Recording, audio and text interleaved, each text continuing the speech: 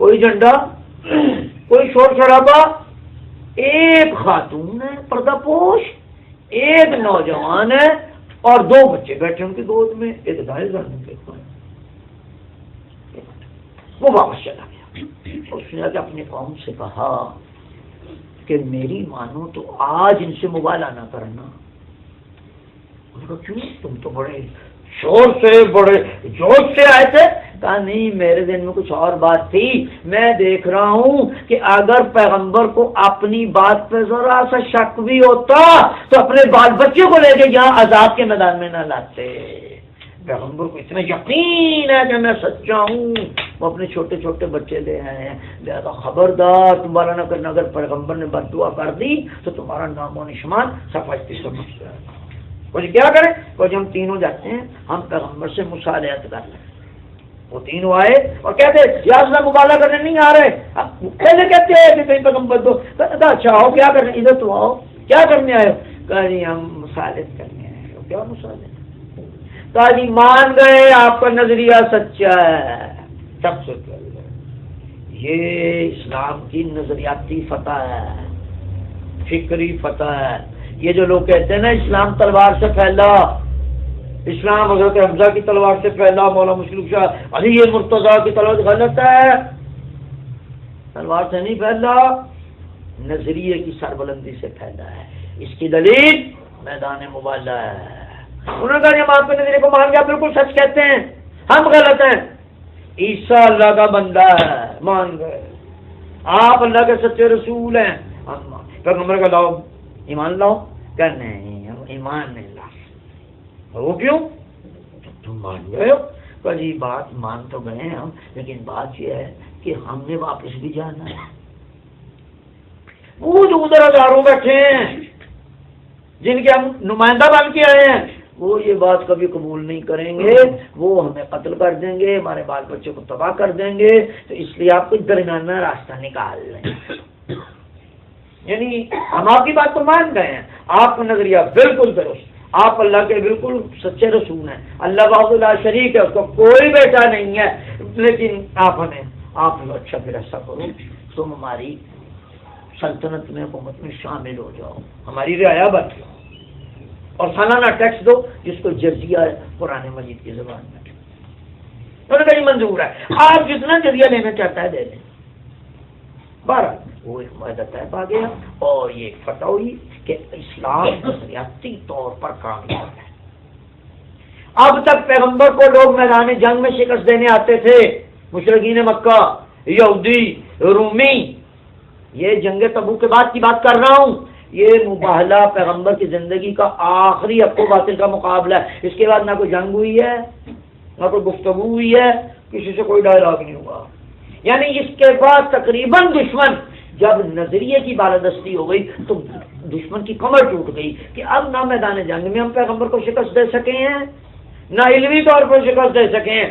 اسلام کی مکمل فتح ہے، لیکن نظریے کی فتح مکمل ہوتی ہے، جنگ کی نہیں۔ جنگ جس کے پاس اسلحہ زیادہ وہ جیت جاتا ہے، یہ اسلحہ جدید ہو وہ جیت جاتا ہے۔ میرے پاس چاقو ہو، آپ کے پاس کلاشن کوف ہو، لیکن ہاں مجھے مار ڈالیں گے، چاقو کیا کرے گا؟ تو یہ تو اگر آپ میرے نظریے کو مان جاتے ہیں، یہ فتح بہت زیادہ ہے۔ تو یہ میرے عزیزو، آپ اس کا نتیجہ کیا نکلتا ہے؟ نتیجہ نکلتا ہے کہ اس میں ہم کیا کریں؟ ایک تو بیان کریں، لوگوں کو بتائیں، اور دوسرے خود اس نظریے پہ پختہ ہو جائیں۔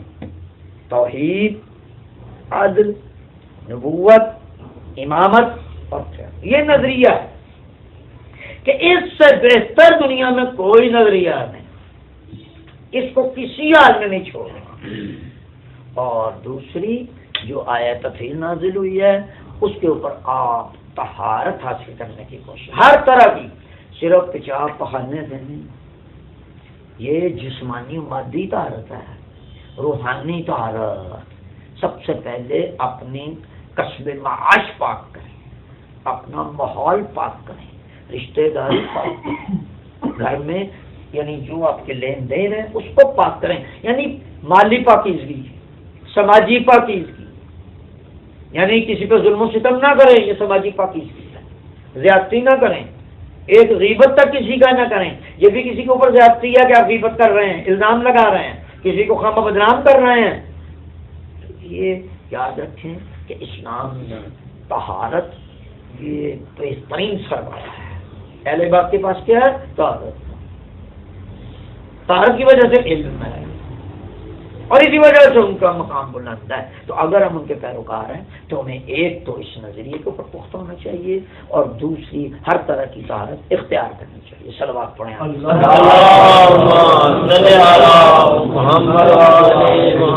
اگلا مسئلہ ہے میرے نوجوان دوستوں، بلکہ یوں کہوں کہ امام مظلوم کے عزاداروں، اب محرم آپ دیکھیں گے امام باڑوں میں کلیاں ہو رہی ہیں، شاہ پوشیاں ہو رہی ہیں، اشتہار چھپ رہے ہیں، دریوں والے دریاں تیار کرا رہے ہیں، باورچی تیار ہو رہے ہیں دیگیں پکانے کے لیے، وہ مجلسیں بک ہو رہی ہیں. یہ تمام کام ہو رہا ہے. آپ کس نظریے سے محرم کے مجالس میں جائیں؟ کیا یہ دیکھنے جائیں کہ مجمع کہاں زیادہ ہے؟ یہ دیکھنے جائیں روتا کون زیادہ ہے؟ یہ دیکھیں ماتم کہاں زیادہ ہوتا ہے، نوحے کتنے پڑے جاتے ہیں، اور آج کی زبان زنجیر زنی کتنی ہوتی ہے، یہ دیکھنے جائیں. اسی کام کا امام کے مشن کو کوئی فائدہ نہیں. آپ لاکھوں آدمی اکٹھے کر لیں اور یہ نعرے لگاتے ہیں حسینیت زندہ باد یزید مرد آباد، نعرے لگاتے رہیں، کوئی فائدہ نہیں جب تک آپ میں حسینیت پیدا نہیں ہوگی. نعرہ بازی.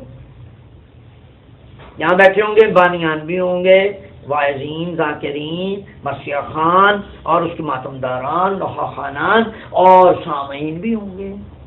ہر ایک کی ذمہ داری ہے محرم کے سلسلے میں. بانیوں کی کیا ذمہ داری میں بھی اس پر،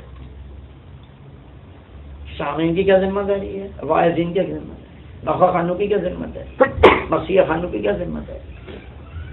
اس میں ہر شخص جیسے شرکت سے حصہ ڈالتے ہیں نا، یا تبرک میں حصہ ڈالتے ہیں، یا میں کہتا ہوں چلو جوس نکلا ہے بھی تم ضرور جاؤ، اس طرح اس مشن میں بھی ہر شخص حصہ ڈالے اپنی اپنی ہمت کے مطابق.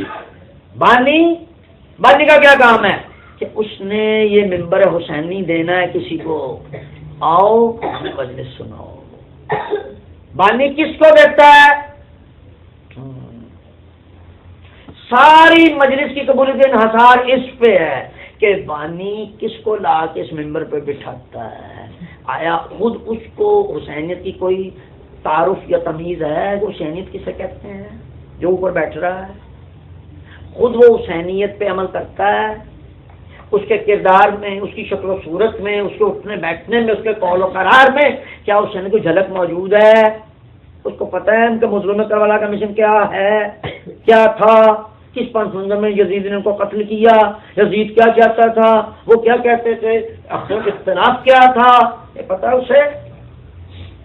یہ بانی کے بانی اگر یہ دیکھے کہ میں ایسے شخص کو بلاؤں جو مشہور ہے، یہ مجلس باطل ہے.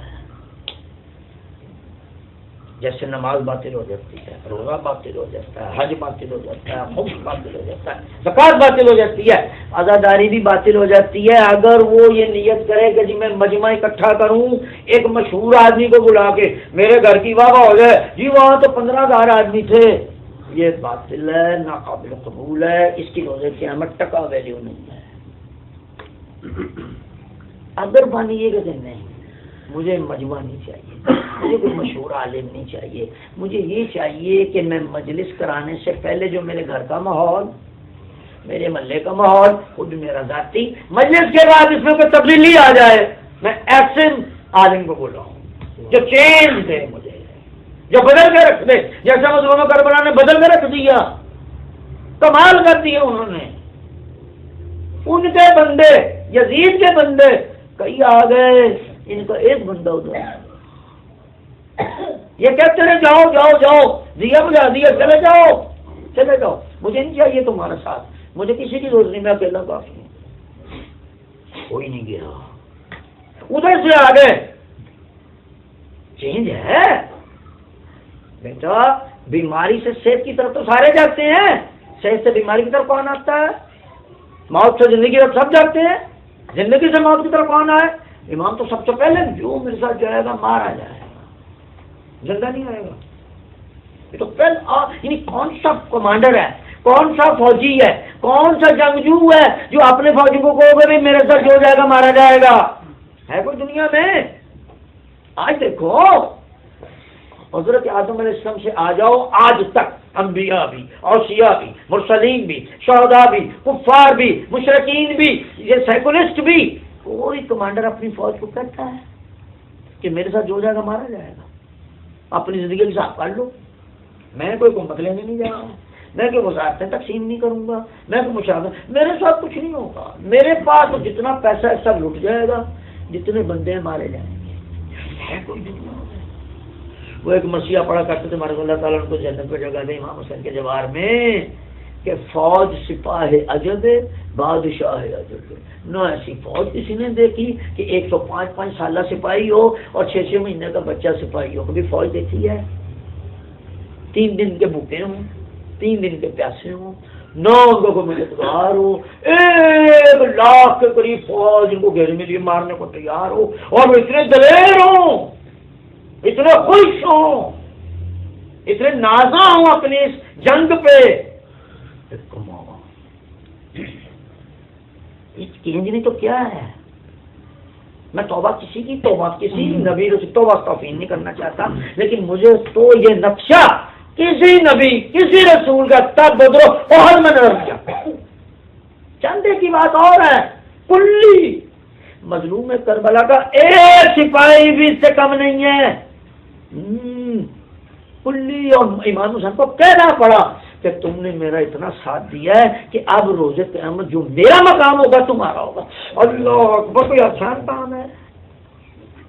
مظلوم کا مقام کچھ تھوڑا نیچا ہے؟ اب سید شباب اہل الجنہ پیغمبر کی حدیث ہے، تو یہ شہداء بھی ساتھ ہی ہوں گے نا۔ یہ کہہ رہا ہوں، تو یہ چیز اگر آپ یہ جس کا ذکر ہے اگر اس کے ذکر سے ہمارے معاشرے میں تبدیلی نہیں آتی، میں یکم اور رنگو بھی تارک الصلاۃ تھا، 8 ربیع الاول تک تارک الصلاۃ رہا۔ اوہو کیا زداری ہوئی؟ میں پہلے بھی بے ایمان تھا، بعد میں بے ایمان تھا، میں پہلے بھی 2 نمبر مال کا کاروبار کرتا تھا، جھوٹ بولتا تھا، غیبت کرتا تھا، ماں باپ کا نافرمان تھا، اب بھی وہی۔ کیا مجلس ہوئی؟ مجھے پہلے بھی نہ عاقبت کا ڈر تھا، نہ قبر کا ڈر تھا، نہ میں خدا کو مانتا تھا، نہ میں رسول، بعد بھی وہی کرتا رہا۔ تو کربلا کیوں ہوئی؟ کربلا میں تو خدا دکھا دیا امام نے۔ یہ تاریخیں پڑھیں، حسنین ہیکل انتہائی متعصب مصری مورخ ہے، وہ لکھتا ہے کہ مظلوم کربلا کے جب سب ساتھی شہید ہو گئے، کوئی نہ رہا، عباس و اکبر جیسے جوان و دلیر جرنیل نہ رہے اور امام تنہا رہ گئے، تو انہوں نے اپنی بیویوں کو جملہ کہا، میں تو سر پکڑ کے بیٹھ گیا۔ کیا کہا؟ یا زینبو یا ربابو یا سکینت علیکن من السلام واستعدوا للبلاء۔ اوہو، بیویوں کے نام کے سلام کیا اور کہا اب تم امتحان کے لیے تیار ہو جاؤ۔ وَاعْلَمُوا، اور سنو یہ جملہ سنو، ان اللہ ناصرکم وحامیکم، یہ نہ سمجھنا حسین شہید ہو گئے، عباس شہید ہو گئے، اب تمہارا مددگار کوئی نہیں، اللہ تمہارا مددگار ہے۔ وہ لکھتا ہے کہ اب حسین کے پاس ہے کیا؟ یہ بیویوں کو کس کے پاس؟ اللہ خدا نے دکھا دیا امام نے، ہم تو کوئی شک کو نہیں، اللہ ہے کہ نہیں، کوئی شک ہی نہیں ختم ہوتا۔ مظلوم نے دکھا دیا کہ دیکھو بیویوں، یہ نہ کہنا علی اکبر نہیں ہے، عباس نہیں ہے، حسین نہیں ہے، تو تمہارا مددگار اللہ ہے۔ سَيُنْجِيكُم مِّنْ أَعْدَائِكُمْ، ان قریب یہ اللہ تمہیں دشمنوں کی اس مصیبت سے نجات دے دے گا۔ وَيَجْزِيكُمْ أَنْوَارُ الْأَنْعَامِ، تمہیں بہترین نعمتوں سے نوازے گا، بالکل فکر نہ کرنا، یہ آخرت ہی تو ہے، دنیا تو ساری ختم ہو گئی ہے، نہ گھر ہے بیویوں کے پاس، نہ بچے ہیں، نہ وارث ہیں، نہ چادر ہے، نہ وطن ہے، بیویوں کے پاس کیا ہے؟ اللہ، رسالت،